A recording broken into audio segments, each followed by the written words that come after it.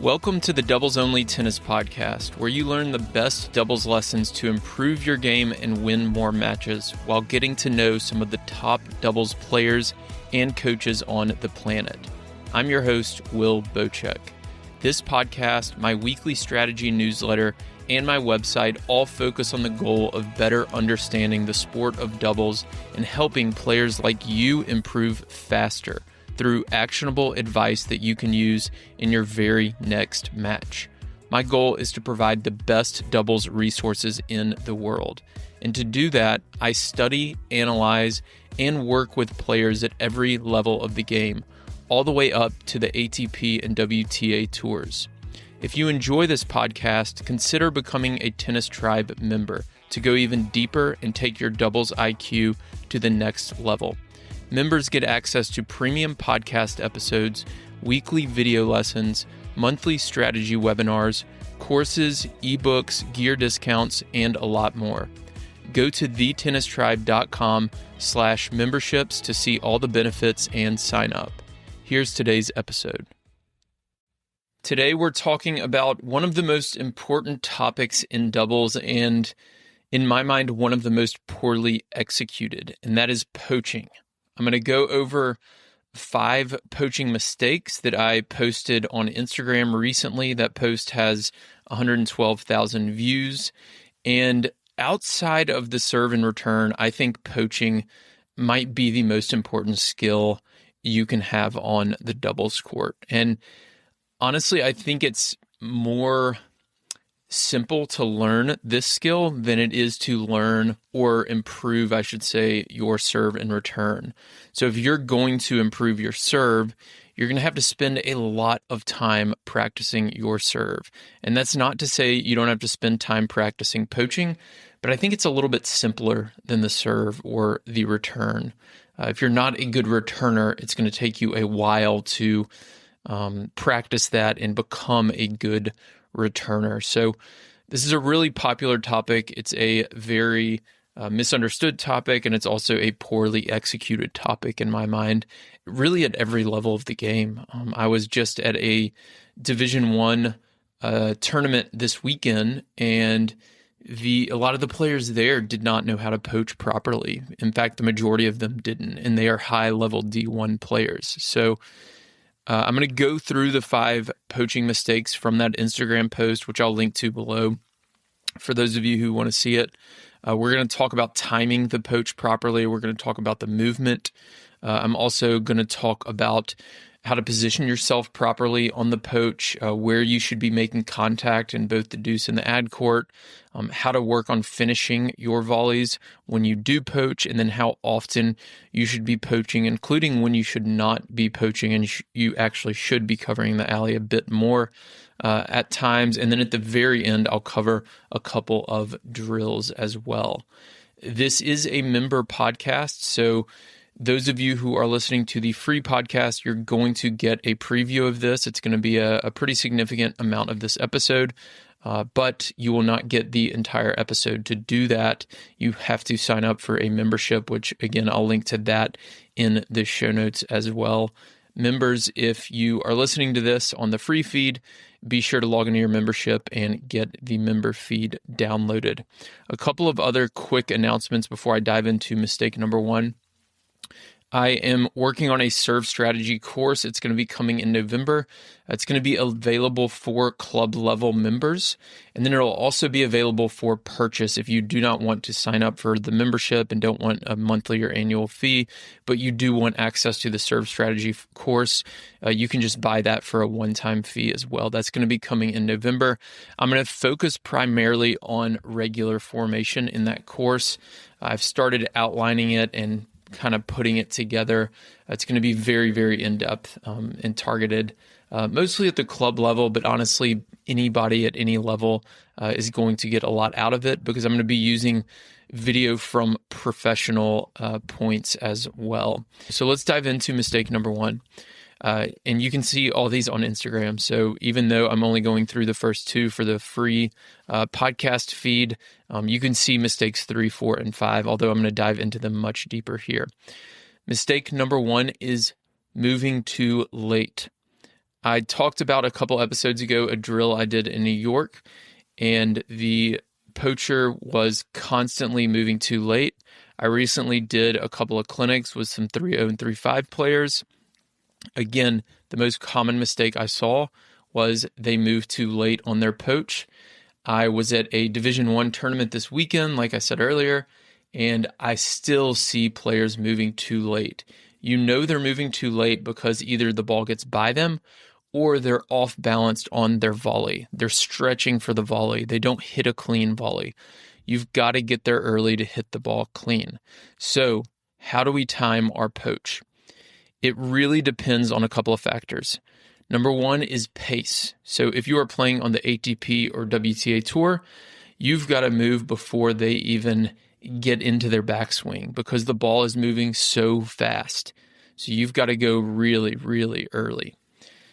If you're playing at 3-0 or 3-5 level in your USTA league, you can move a little bit later. And this is going to depend on your quickness and also your reach as well. If you have a big wingspan, then you don't have to go as far, so you can move a little bit later as well. But if you're a little bit shorter and you don't have a big wingspan, you might have to move a bit earlier. But if they're hitting the ball slower and you are a pretty quick person, you can move a little bit later. The other thing that matters is the depth of the opponent. So where's the opponent hitting from? If they're hitting from 5 feet behind the baseline, you can hold your ground a little bit and then move because that ball has further to travel. If they're hitting from the baseline or inside the baseline, which is a much more difficult poach, then you're going to have to move earlier. And in that scenario, you might not even be looking for a volley. You might be looking to make them redirect down the line and try to force an error. So the timing depends on all of these factors, but generally, your eyes at the net as the net player should be on the opponent. So if your partner's serving, your eyes are on the returner, and you want to time your movement with the backswing of the opponent. You do not want to wait until they make contact. If they're making contact and then you move, you are going to be late. This is a very common misconception. A lot of players think, I need to wait for the right ball to poach on, but that's incorrect. Your eyes should be on the opponent, reading their body language, their position, and based on that, you have to move before they make contact. So if I see them backing up behind the baseline and they turn to their backhand side, which may be a weakness or maybe they can't make it down the line, as soon as I see them turn to that backhand side, when they're in their backswing, I'm going to start moving, okay?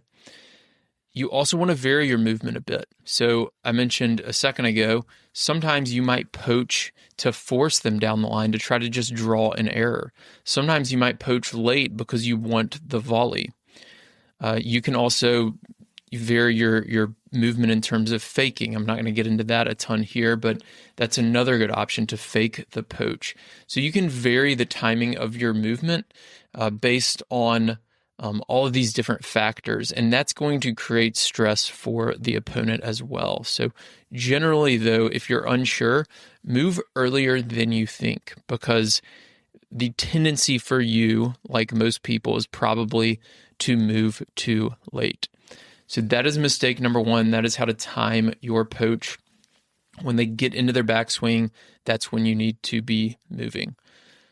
Mistake number two is moving sideways. Again, I see this one at every single level. I even see this on the pro level as well, on the ATP and WTA tour especially.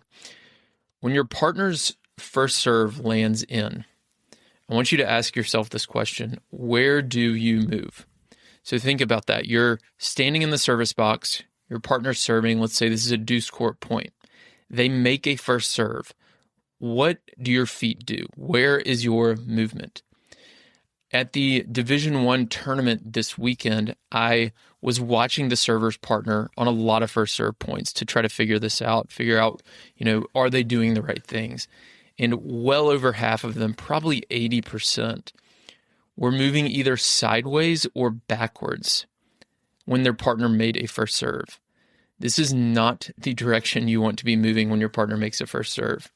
If you're moving sideways, so let's stick with the deuce court example. If my partner lands a first serve and I'm moving to my right and I'm only moving sideways and that ball is coming towards me to poach, I'm moving to my right and I want to hit it forward. That's going to make it very difficult. I'm going to be having to volley that ball with my arm. I'm not going to have any forward momentum with my body. It's going to make for a very difficult volley, and you'll probably either miss it or hit a weak volley, and the opponents will stay on the point, or you'll give them an easy short ball. So you can't be moving sideways, and you definitely don't want to be moving backwards on your poach. So think about that next time you're out there. When your partner lands their first serve, where are you moving? You should be moving forward and towards the middle net strap, regardless of deuce or ad side, forward and towards the middle when your partner lands a first serve. So to do this, you can start in the middle of the service box. So that means you look to your left in the deuce court, you see the singles line. You look to your right, you see the center service line. Those should be equidistant from you. If anything, you might move closer to the middle, to the center service line, especially if your partner has a very strong first serve. If you do that, you need to crouch a little bit so you don't get hit in the head. When you start in the middle of the service box, left and right, and then you want to check behind you, check the service line, and then check the net. You want to be equidistant from those two or closer to the net. So that's your positioning. And then you're going to start moving forward as the serve crosses the net. Your eyes are on the returner. You're reading their body language. You're reading their movement. And as you move forward, they get into their backswing. And when they have the racket all the way back, you start to move across. So you've been moving forward as they start to get in position.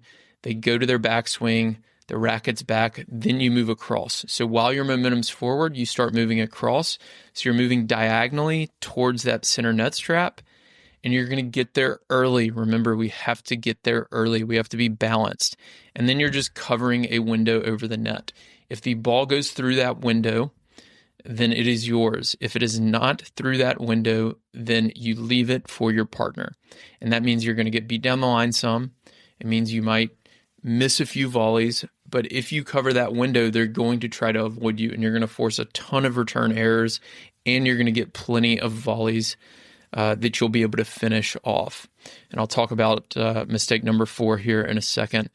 If you're somebody who does poach a lot, but you're not able to finish your volleys, I have some tips on that here in a minute as well. But that's how I think about the movement for the poach when your partner is serving.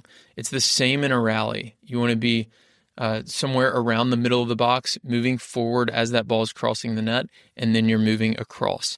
Some players, especially at the ATP level, on the men's side, start much closer to the net, and they move sideways first and slightly forward.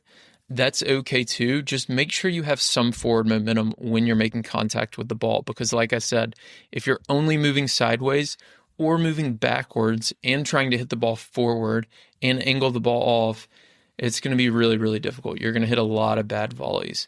So it's going to make it much easier if you have a little bit of forward momentum, because then you just have to lift your hands up and put the racket on the ball.